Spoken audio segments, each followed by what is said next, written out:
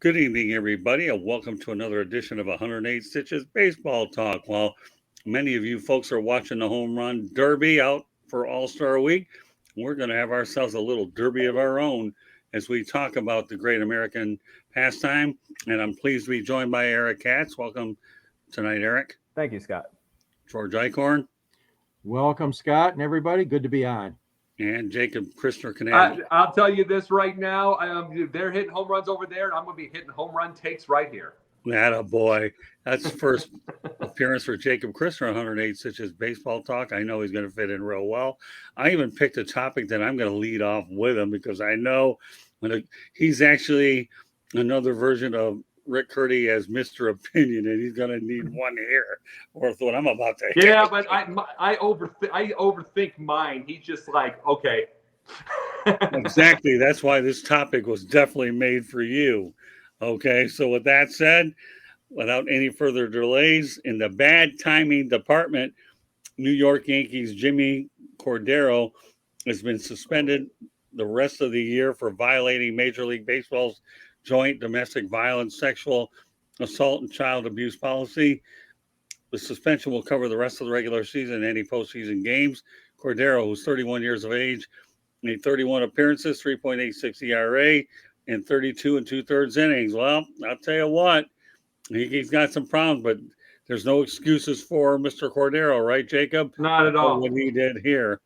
You got to realize, you want to know when it all started little by little by little? OJ. They left OJ alone to be an abuser so much over those, and he was different people, different everything.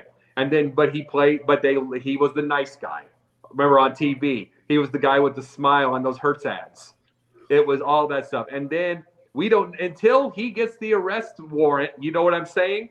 Until he gets the arrest warrant, not when he killed her, but when he had a thing, we didn't know anything.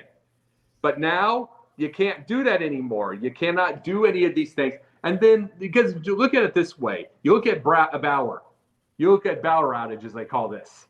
You look at him, truthfully, I mean, mind you, is he a nasty individual? Yes, he is. But he's really a freak. He's just got a freakish kink. In any other era, he probably gets away with it and just say, well, I have this, whatever, and people would look through it. Not even anymore. Not even anymore. It's like the whole abuse. I mean, you can't do any kind of abuse or any of that stuff. I mean, they're doing this with women, too. There was a couple of WNBA women with their wives that got suspended. They're not putting up with anyone. So this is that world now. We can't be doing – everybody has to watch a little bit, and it's like they're not even asking questions. Remember, Pat Fitzgerald's gone. They're not even letting you ask questions anymore.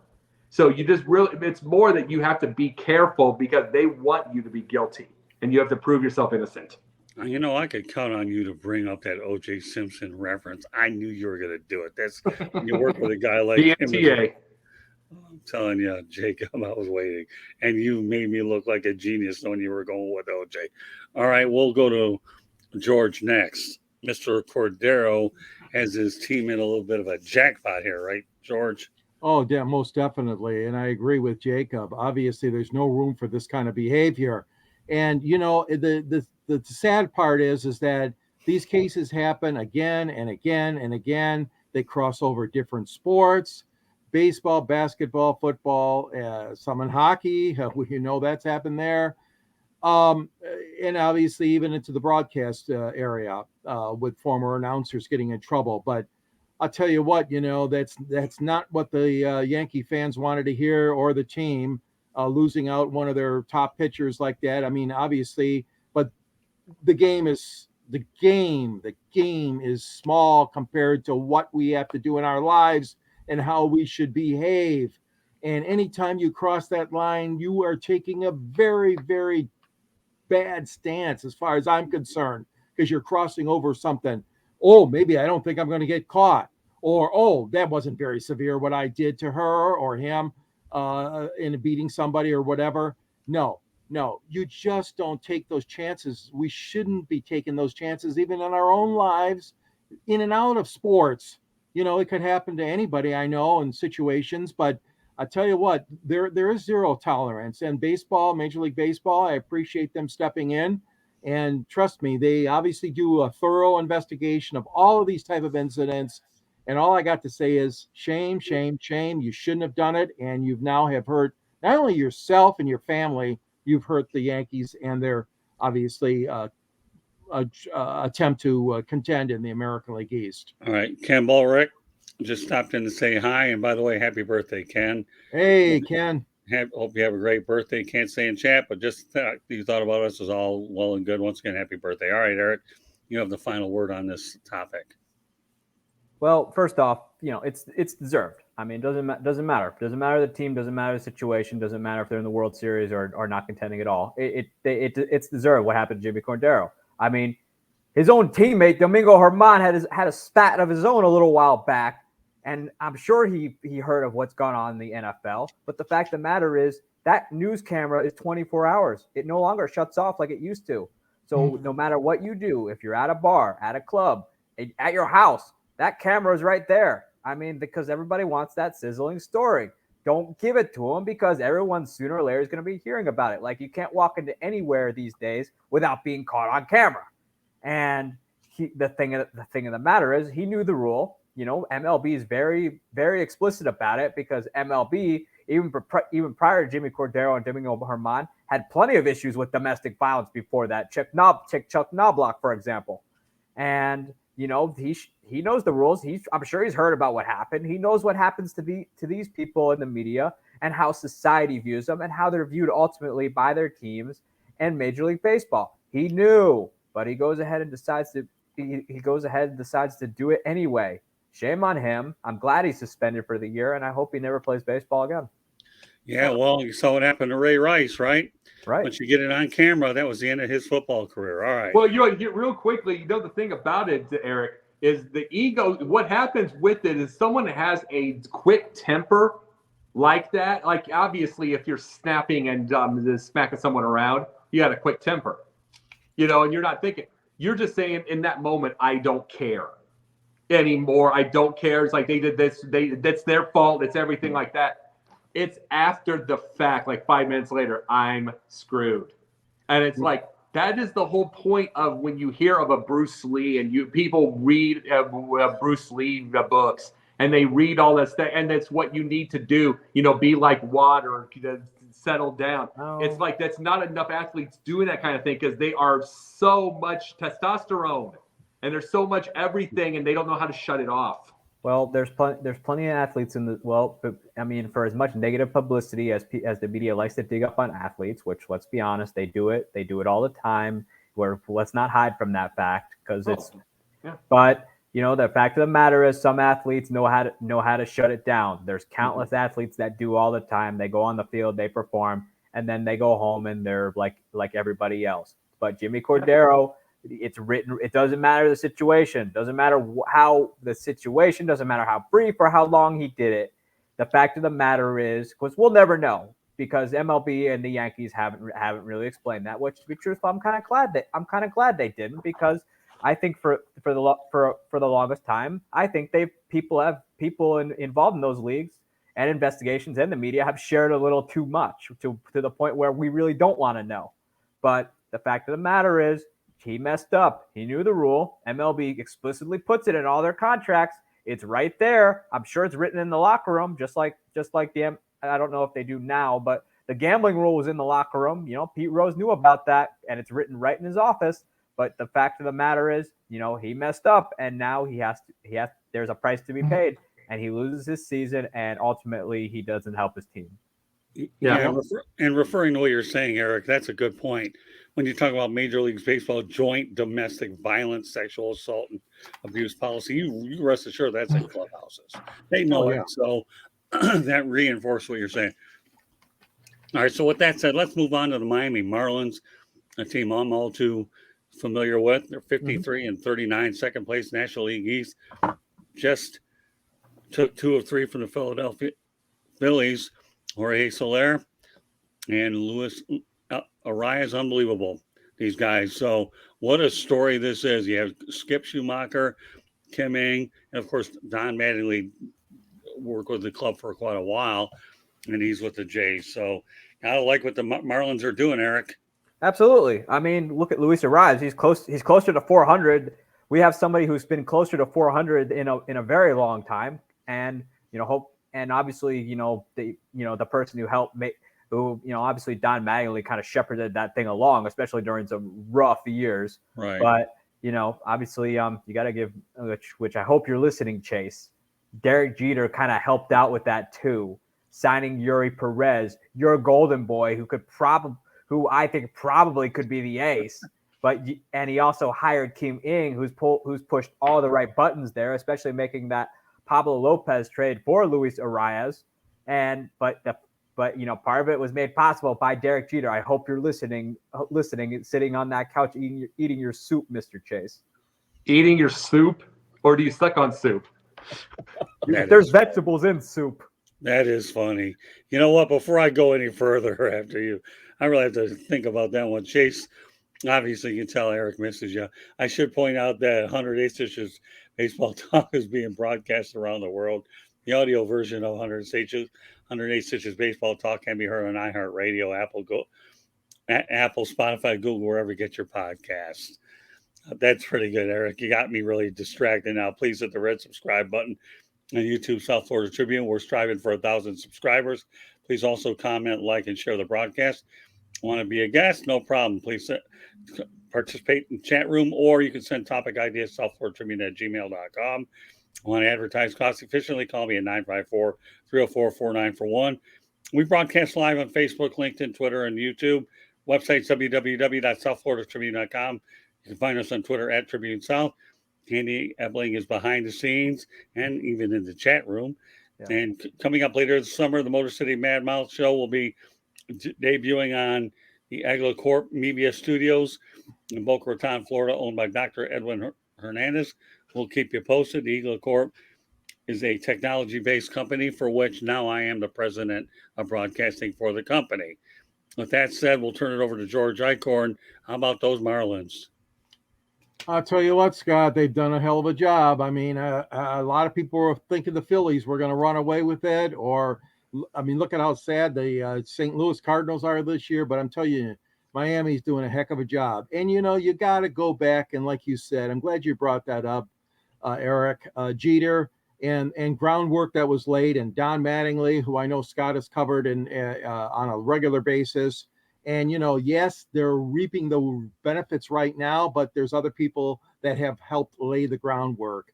We saw that in Detroit when we got a guy named Ralph Houck of the New York Yankees to come over and to teach these young kids what it meant to be a winning team, a slow, agonizing process way back in the 1970s, but it set the stage for Sparkyanderson to come along from Cincinnati and the Big Red Machine to win in Detroit. So yes, there's always some group of people or individuals that are setting the table.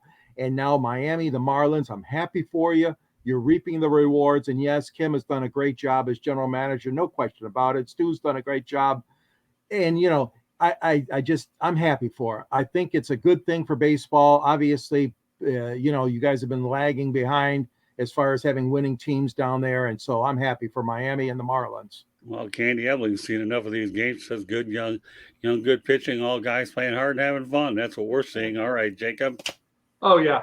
And see, I'll tell you this, Eric. You didn't see me when I was over here. It's the first time you've met me. I will say this and admit it. The first thing I was not fond of Kimng going to Miami because I've known who she was. So, and I've known the thing. She was in Chicago from 1990. She's been around forever. I wanted her. Miami has just not, other than a couple of the World Series, they've never shown that a lot of their teams has never shown that they were caring about winning, and it doesn't look like the first 2 years. I wonder in Chicago, as in the White Sox or any of the teams that look like they're going to give her something. But for all of this, for whatever they're going to give for a budget, for everything, all the credit in the world to her. I know what you were talking about there early, Eric. I know what you're saying, but she deserves. I mean, with Derek Jeter, but she deserves her credit. 100%.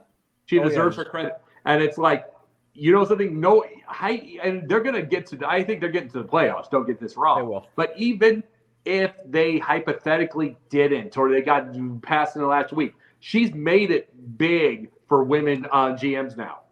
They're going to get more regardless because they're already going to pass up those 72 wins that she had the first 2 years. They both had both those years were 72 wins. She's already going to pass that up, and she's going to get to that. And it's a fun team to watch. And you've got a guy who's at the high part, he's going to be about 360. At the low, about even still 315, 320. That's still a good year. Huh? That's still a pretty good year. I know. And it's like, that's what I was saying. Even if you have a tough September or something, who cares? You're not going to go under 300. They're, I think, obviously Kimng has. I mean, the Marlins with Kimng are in the best position they've ever been under anybody. Yeah, they had They had the World Series in '97, and then they also had the World Series in 03. Yeah, 03, painfully. But But Kimng has that team in position to at least to make some noise. To at least make the postseason and hopefully make some noise in it. They're in the best position they've been in probably since I was in third grade, and I think hats off to her. I think now when teams start to turn over their front offices, depending on who that might be, it could be the Red Sox, could be any other team. Heck, might even be Philadelphia with Dombrowski, depending on how things go. But there's plenty of women out there who want to run a front office, who want to win. It kind of goes back to the famous line in the movie 42. They want to play, and so I think ultimately though, it's a terrific story. They have the right manager, Skipschumaker, who came from St. Louis and knows how to win and knows how to get it done. And now they just have a great young team that's actually a lot of fun to watch. And I'm hoping with that young team that the ballpark will finally get its due and people will start coming to Miami's ballpark to take in a ball game. Well, I've seen enough of their games. I'll tell you one thing about this club here. They play hard. They play together. It's a really close-knit clubhouse. And a lot of championship teams have close-knit clubhouses. I love Don Mattingly. I kid you not. But I have to tell you, I'm pleasantly surprised by Skip Schumacher. I got to give the guy a little, he has a good sense of humor. I found out a little bit about it on Saturday when I had a couple of questions, and then I popped up with a third. He says, I thought that was your final one. He was just kidding. I said, well, something came to my head, and he was just laughing. And everybody around me, my colleagues, were laughing. If I'll take a laugh at my expense all day long to keep things loose around the media availability, which the Marlins do such a great job because they hold it in the clubhouse, or rather in the dugout, not the clubhouse, where everybody has access to the manager and not just a handful of people. And Eric, you bring up an interesting point. The 1997 one under Wayne Huizenga, let's face it, they paid good money for that one, and then they had Cabrera before, but they just simply couldn't financially keep all those players, and that's what led to the Cabrera trade. We'll move on. So they 03, they scouted their players. A lot of the players they acquired from the 97 fire sale were on that team. Yeah, well, that's true. So let's talk about the Cleveland Guardians. They actually lead the American League Central with a 45-45 record. And believe it or not, the Detroit Tigers are still in third place, 5.5 games out. It's unbelievable. I'll just say this, the Tigers are fortunate to be in the position and the division that they're in. I know they were once in the American League East and worked their way out of it to end up in the American League Central. So, Eric, I'll go around right to left. Eric, some thoughts about the AL Central division? It's more garbage than probably more garbage than all the other garbage that happens. We have NL Central. The NL Central is just as bad. Not nearly as bad as the AL Central. The AL Central is probably more garbage than the stuff in Lake Michigan. I think obviously Scott, we've talked about this all the time with Cleveland. Terry Francona and his staff give that team a chance to win night in and night out. You and I have said never count out Terry Francona because his teams will always put up a fight. They did it last year against the Yankees. And Terry Francona nearly won a World Series in 2016, which happened to end the Cubs curse that year. And But as far as the AL Central is concerned, that kind of just shows you just how cheap a lot of that ownership is. Kansas City. I mean, the Illiches, they'll spend when they have to or need to. I mean, correct me if I'm wrong, George, but they're not the younger Illich is not his father, and his father would dump money into guys to try and win day in and day out. Obviously, Jerry Reinsdorf has proven that he's more cheaper than a used car salesman. But as far as and then as far as Cleveland goes, I mean, they develop from within, and they do an outstanding job at doing it, particularly with pitchers like guys like Tanner Bibby have just come up. But it just comes to show you that just how cheap the most owners are in that division. It's unbelievable. The White Sox are in a big market and really shouldn't be as cheap as they are. But Jerry Reinsdorf he refuses to give money. You might as well call him Scrooge Reinsdorf.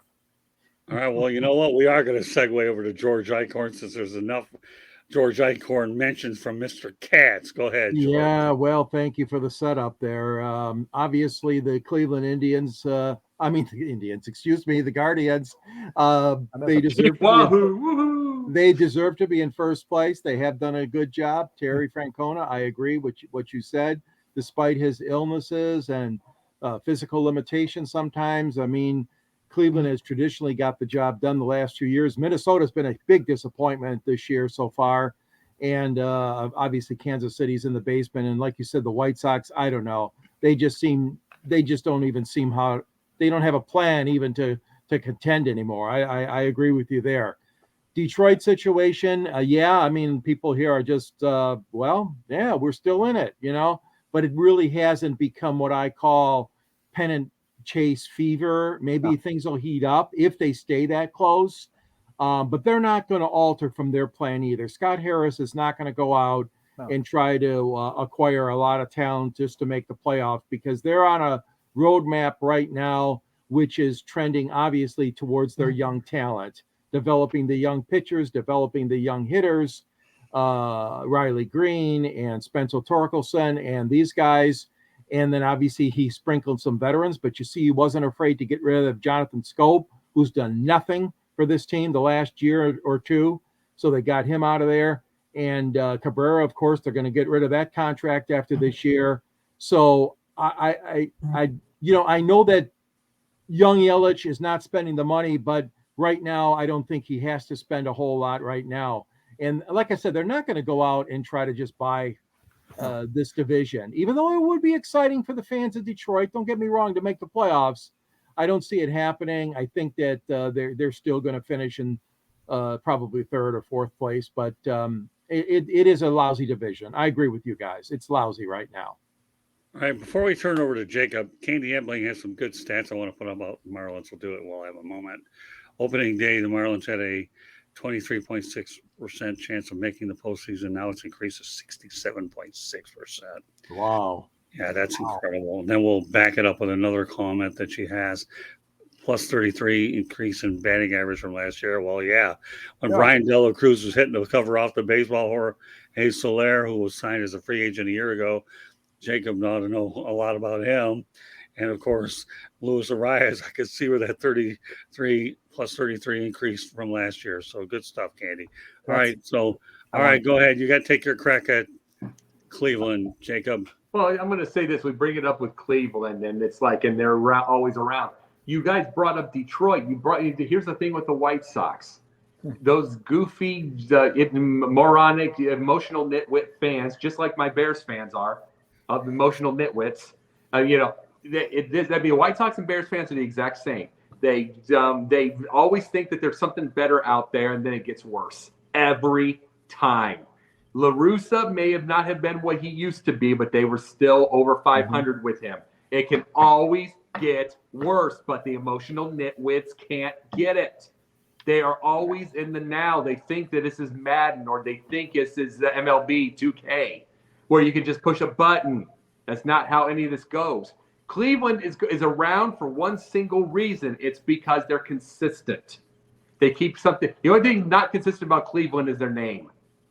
Everything else is consistent with them. Francona is a great manager for that reason. It stays around. The pitching is going to stay around. Maybe it drives the fans nuts that they don't hit all the time, that they don't have they're off and on with their hitting. But in the end, it's just a consistent team. Are they going to win a World Series? No. But here's the thing. I'd love to see the Cubs get there.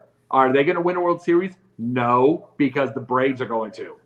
Period. They are just that good. But you have for the Cleveland has to stay this way. The Guardians have to stay this way. They have to do this because in this era, especially with guys like Ohtani out there, and no, they're not going to get Ohtani, but get the point. You have to be able to be that one that looks like they're going to win to get somebody like him. It's a different, more competitive world. You can't just blow it up anymore. Not in that way. Okay. Well, I'll tell you one thing. Our next topic is the ultimate win-win. Did you have something, Eric? Did you have something?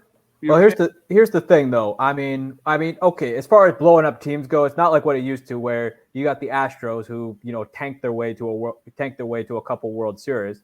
But now with the MLB draft kind of becoming, I don't know if the NBA lottery I don't know if that's the right comparison.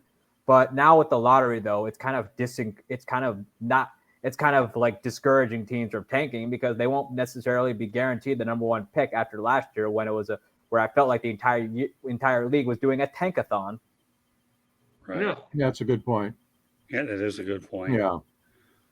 All right. Well, you know what? The best trades are the ones that are win-win situations. For the longest time, we've talked about Luisarraez doing wonders for the Marlins, but let's not forget the other guy in that trade too. His name is Pablolopez, who actually made the All-Star team. He's 5-5, 3.89 earned run average, 138 strikeouts, 29 walks in 111 pitches, 111 innings pitched, 18 games all started. I've always liked Pablolopez, always will, but I understand the Marlins needed hitting and they couldn't have hit it better with Arias.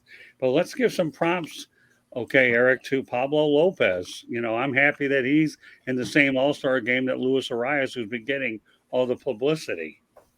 I mean, I've always liked Pablolopez. I mean, I had, last year when I was in Miami, I missed an opportunity to go and see him play. Although it was the time where he got dead arm and he got absolutely shellacked by the Rangers that day. But I digress. Right. But Lopez has always been a good pitcher. He eats innings. He's very durable. He's always been a guy you can depend on. He's a borderline ace pitcher, and and now that him and Arias are in the All-Star game, mission accomplished for both teams. That's all I have to say. Yeah, George. Yeah, I agree. Pablolopez has been a consistent player, good pitcher. I felt along the way, and I'm happy for him. That's great. It is a win-win situation, Scott, like you described it.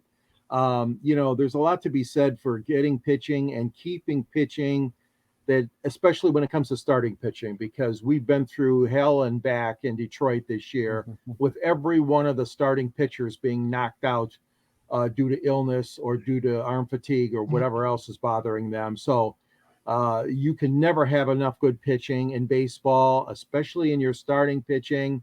And Pablo's done a good job, and I'm happy for him too. And like you said, it's good to see them both make the All-Star team. It's going to be an exciting game tomorrow night in Seattle, and I know they'll do a good job for the fans, putting on a nice show. But Pablo's done a nice job. Good. Well, let me tell you Before I turn it over to Jacob, the Marlins have even more pitching in their system. Yuri Perez looked pretty good for a while, but you got Johnny Cueto ready to come back. So they got a 5-3, and I've seen the kid pitch. He's really sensational. Mm-hmm. So the Marlins, and they have Max Meyer, who is unfortunately undergoing Tommy John surgery. But the Marlins, to me, when it comes to pitching, they're stacked, and they are really stacked. All right, we'll turn it over to Jacob to comment on Pablo. Do you know what kind of pitcher Pablo Lopez is year after year? I mean, the type that you get. He's the guy that he might be on a good team or a bad team. And regardless of the team, regardless of anything, he's the one that someone trades for when the big powerhouse needs him. That's true. Just the fact that Miami's got it That's the lucky part because he's the first to go. He is the first to go to the Dodgers. You know, they got that 3 spot that they need open because someone got hurt.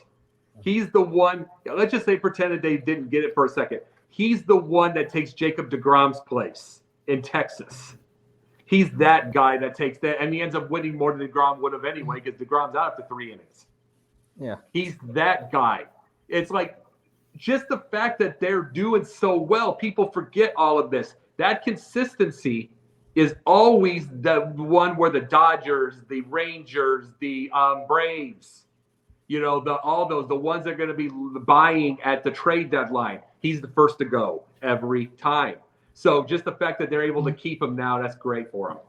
Yeah, I believe, if I recall correctly, that he got an extension to stay with the Twins. So I think the Twins have a good piece of that starting rotation. And I love Pablo. But in this particular instance, they needed a hitter, luisarraez or pablolopez, and yet meanwhile in Seattle, they're both in the same All-Star team. It doesn't get any better than that.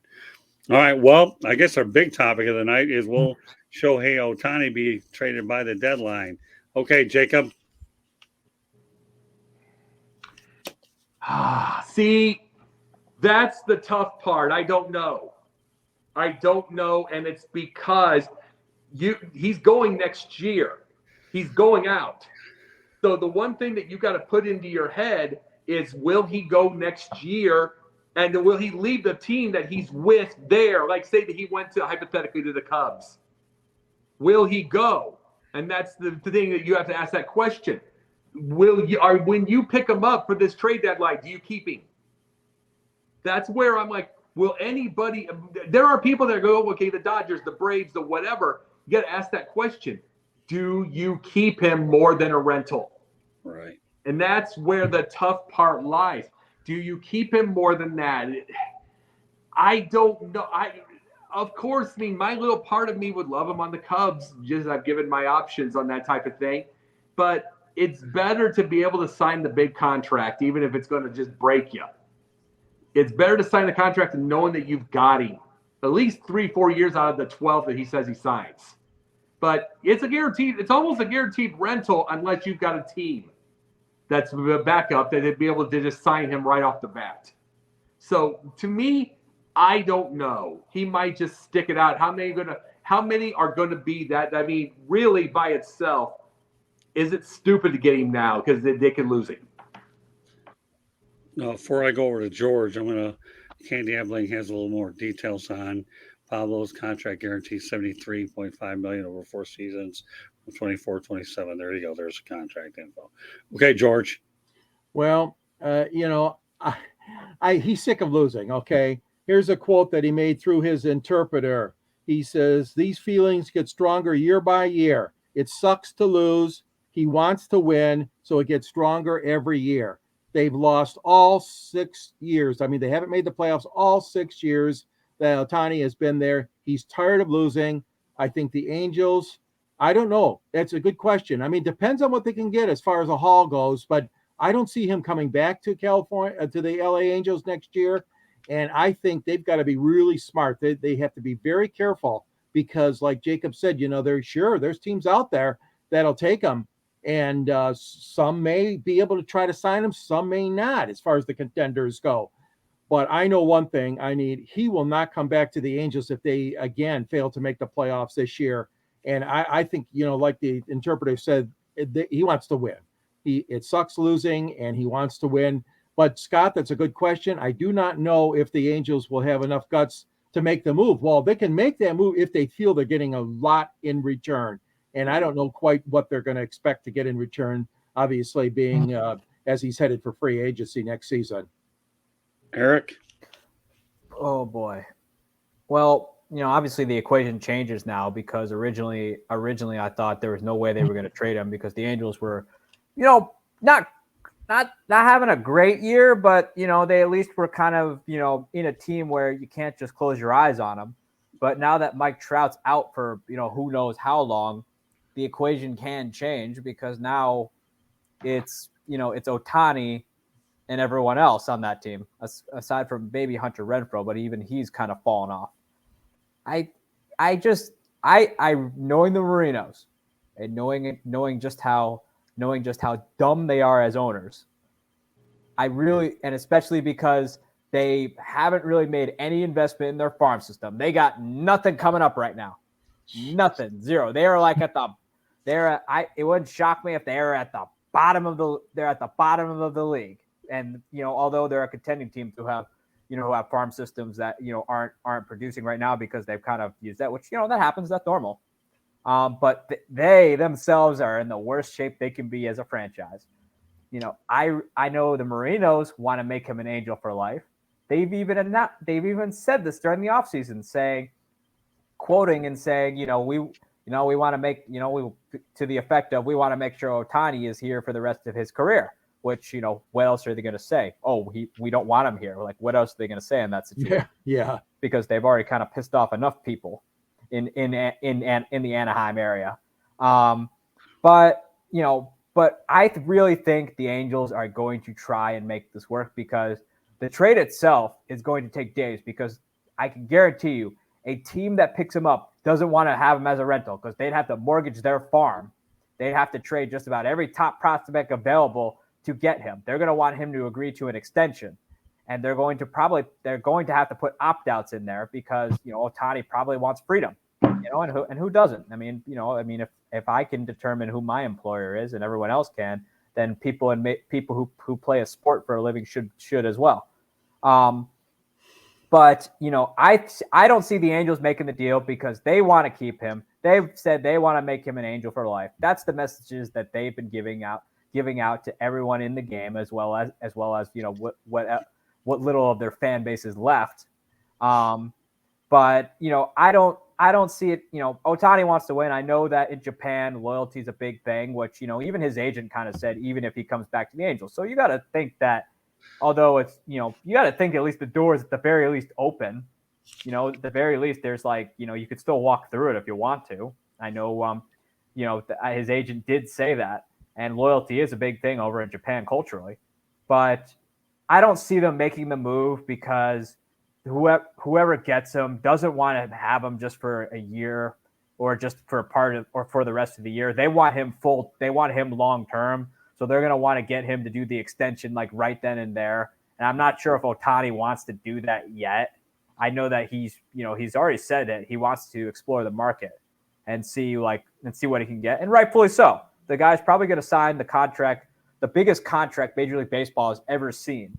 It's probably going to shatter a bunch of it's probably going to shatter Max Scherzer's and everyone else's contracts that we've seen over the years. Okay, I see. The fact of the matter is,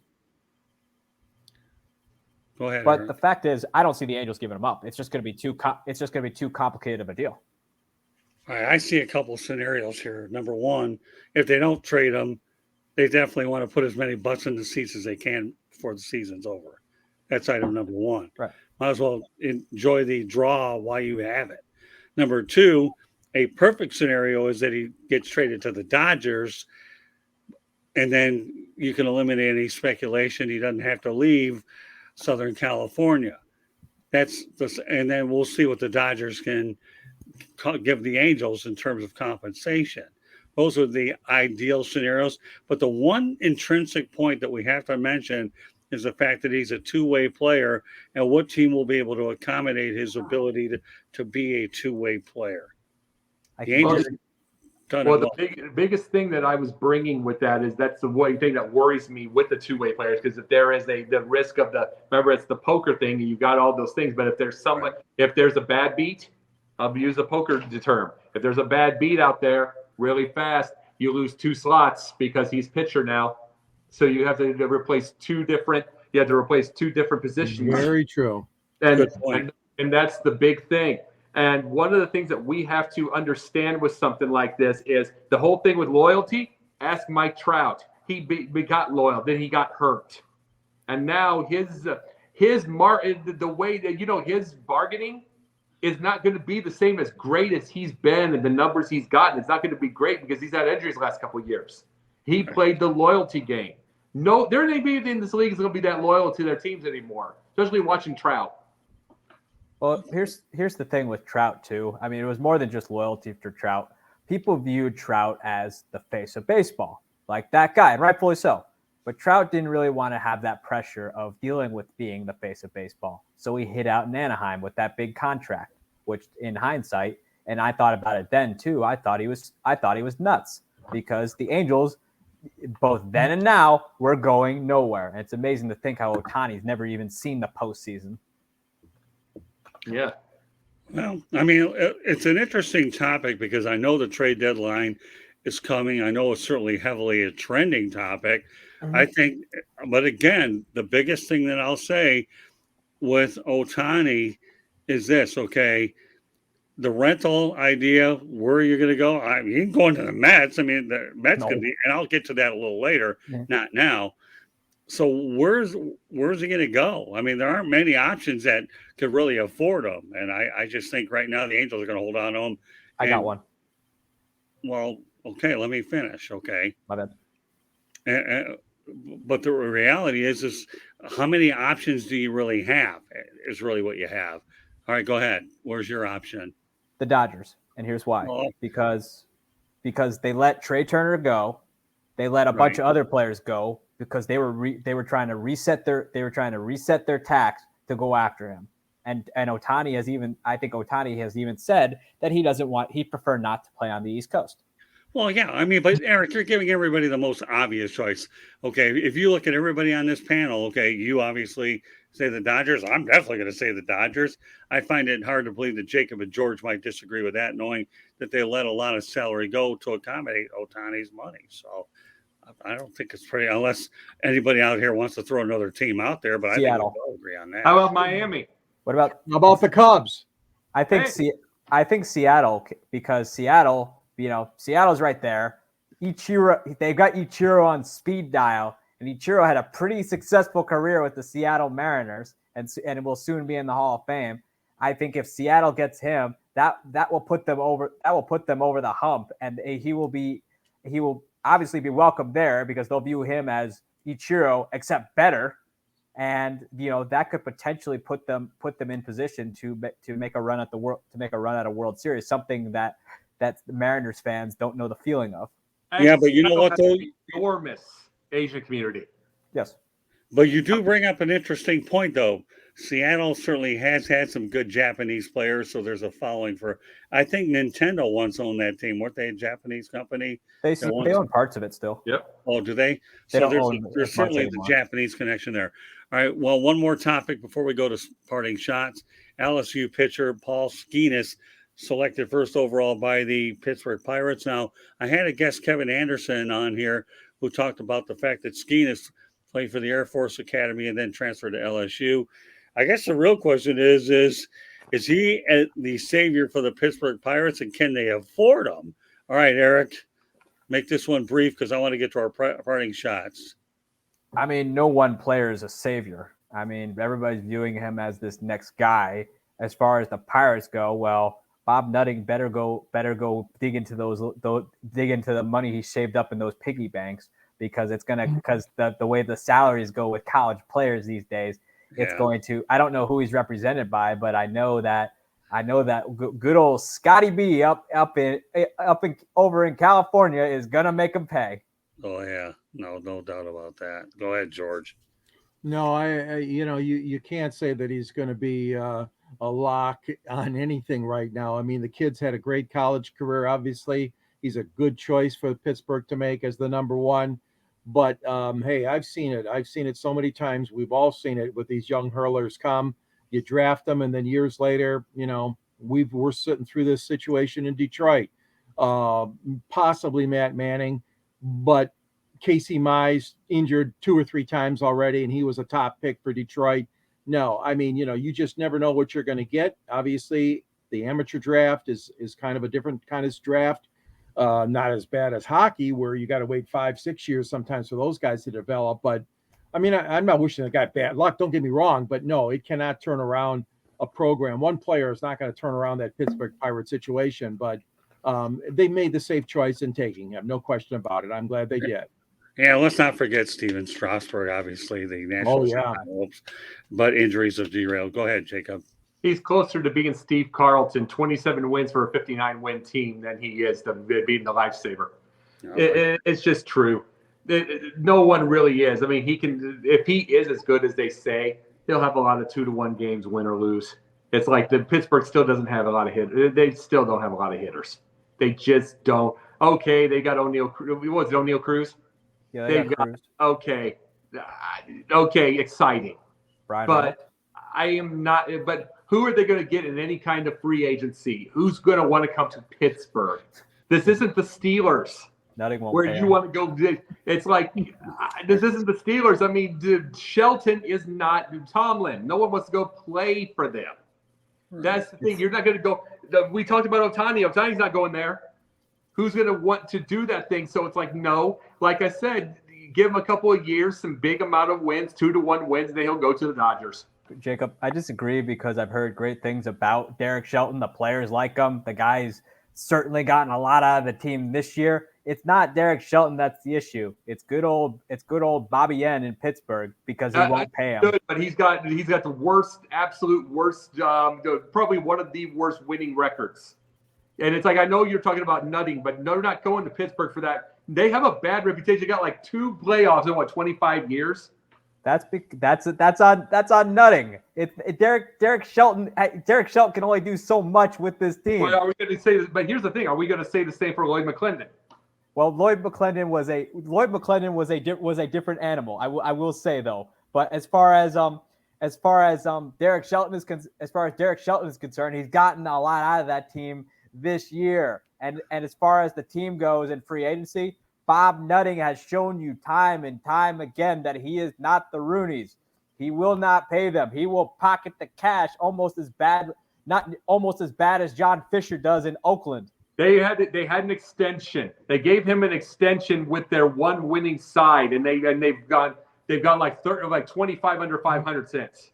Well, again, it goes back to Nutting refusing to pay his guys. Yeah, but you could at least be 500. He's made his mistakes himself. Well, and you're right. Nutting's not good. You're correct. He is not good. Sheldon's just okay. Sheldon could be Ross. He could be that guy that you could put in the minor leagues and have to learn whatever. You could do this thing either way. I could say this with David Ross. But by itself, what you're saying, that the people like him and everything, he still doesn't. I mean, is he going to win in New York? I don't think so. I don't think he's that good of a manager. He was not. He's not even qualified to manage in New York. And I was going to say David Ross is no better. But he's just there because of But as far as the Pirates go, Clint Hurdle had a pretty good run with that team. Yeah, and he managed to get them into the postseason. Heck, he even won a Central Division while he's at it. But Hurdle eventually left because he got tired of the cheapness of good old Bobby Nutting. And there's a lot, and we can say that part, and it's like we can say that, we can agree with that. But here's the thing. With that reputation, say that Nutting wasn't there. Can you get the people? I mean, there are some exciting teams. The Braves are exciting. The Dodgers are exciting. Well, during the night, it's more than just, okay, I'm going to go put the shell out. They want to shell out the money. It's going to be more than that. It's like when the Braves are that good, the Dodgers are that good, the Cubs might get there eventually again. It's like there's a lot of excitement going to come around. Miami is exciting. Pittsburgh's down on the totem pole right now. Well, for the better part of the middle 2010s, the Braves were borderline mediocre to borderline bad, and it just so happened they happened to scout extremely well, despite doing some shady things on the side. And the great thing about that Braves team is a lot of that team is scouted and developed, and that's when they start to spend the money on the free agents. But that's what the Braves have been able to do, I guess, combine the principles that the Rays have been able to show us they do over the years. And also it helps that you have Brian Snitker, who I think is a pretty good manager. Terrific manager. Terrific. And he was in the minors forever. This was my point about Ross and going to the thing. Snitker was there forever, and he's a terrific manager. Jim Leland was in the minors for a long time too before he took the Pirates job during the 90s. That same Pirates team where he had had Sid Bream not happen, they might have won a World Series with Barry Bonds. He was in the minors. His cigarettes were in the majors.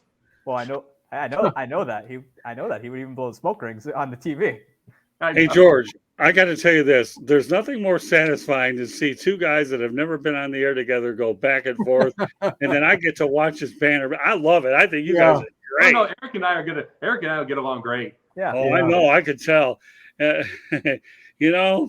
When I bring Eric on with new people, he intrigues me because I know his baseball knowledge is off the charts. And Jacob, I know, you're Rick Curdy 10.0, where you're able to go ahead and take the opinions 10 times greater. No disrespect toward Rick, but that's why when I put certain topics on, I know you're going to give me everything you've got, like you do on Pundit.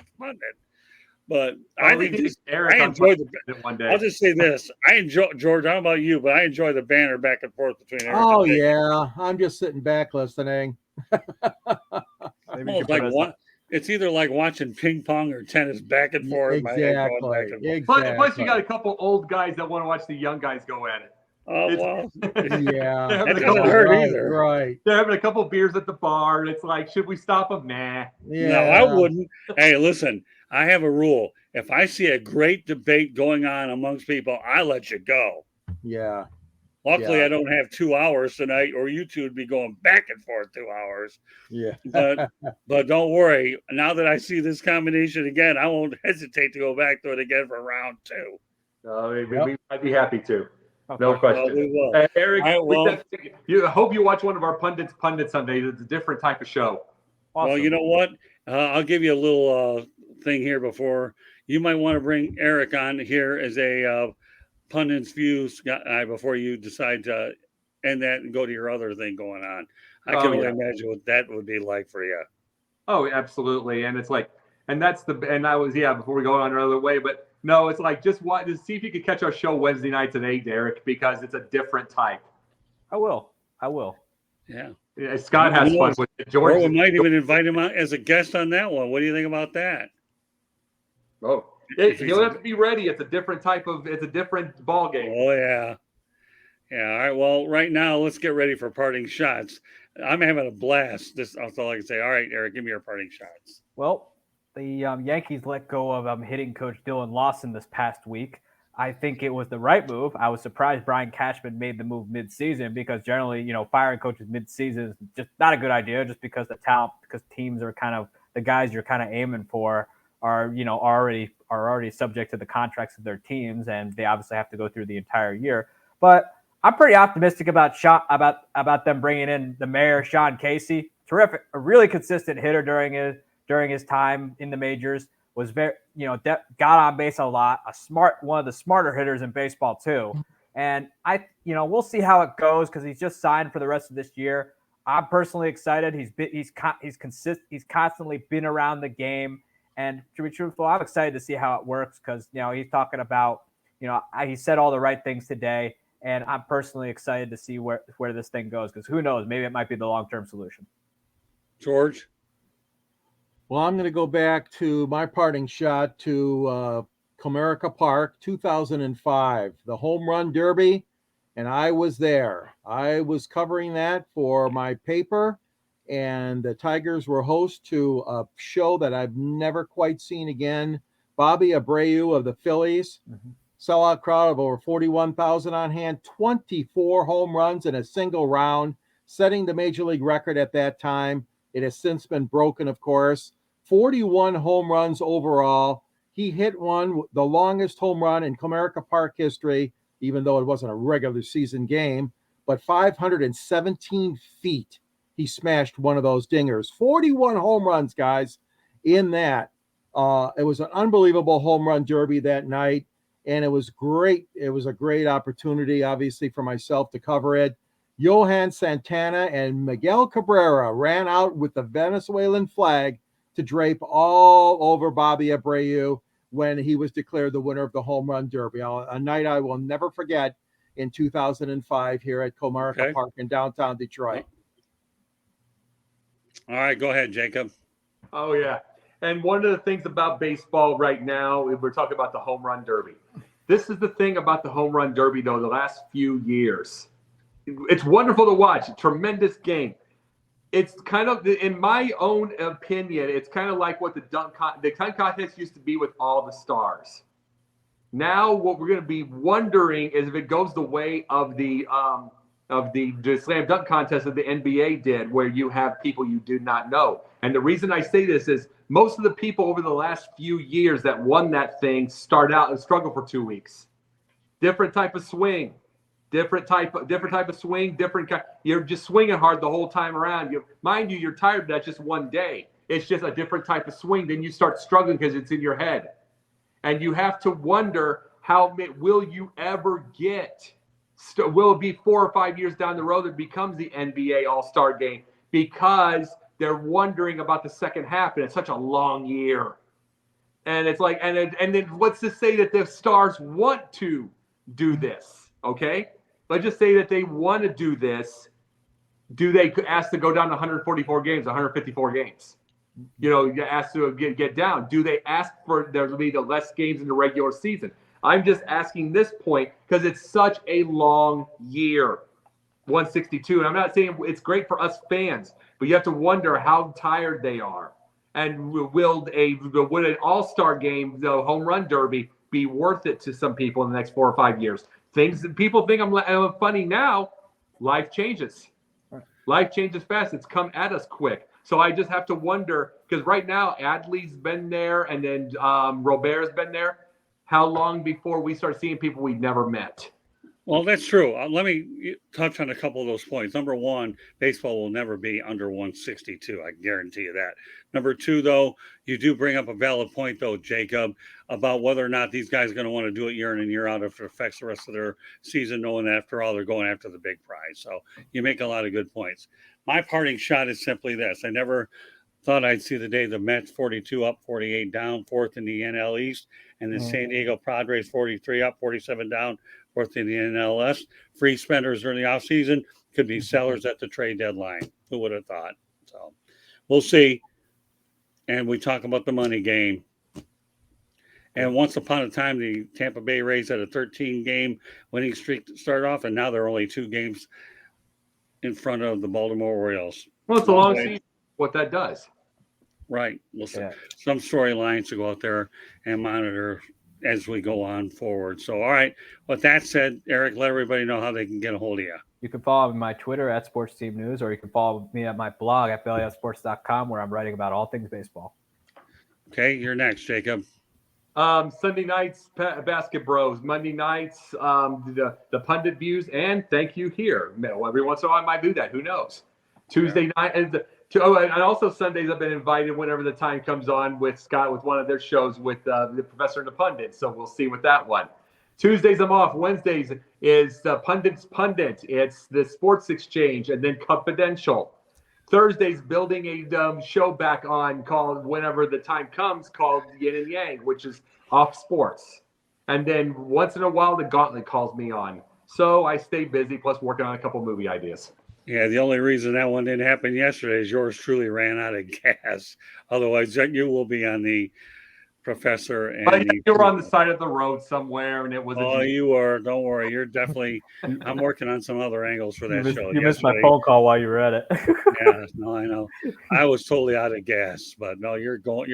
When we do our next show, Jacob, you're going to be on it. All right, George, the author of the Detroit Sports Broadcasters on the Air.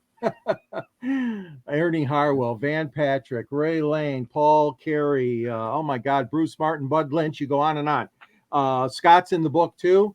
The book's available. There's a link at the end of my column, which is in the Motor City Tribune under the South Florida Tribune banner. And you can purchase the book from Arcadia and Amazon. Also, you can hear me on this show, 108 Stitches, Sports Exchange. Whenever Scott needs me on other shows, I'm glad to be part of it. I was having fun on Basket Bros a few times, so it's been a lot of fun. You can read me also at the Detroit Monitor newspaper if you're here locally in Detroit. You can reach me at gicorn@yahoo.com and on Twitter at sandgsports99. Well done. I'll tell you, I like putting crews together. We had a dynamite one tonight. I should point out one last time that 108 Stitches Baseball Talk is being broadcast around the world. The audio version of 108 Stitches Baseball Talk can be heard on iHeartRadio, Apple, Spotify, Google, wherever you get your podcasts.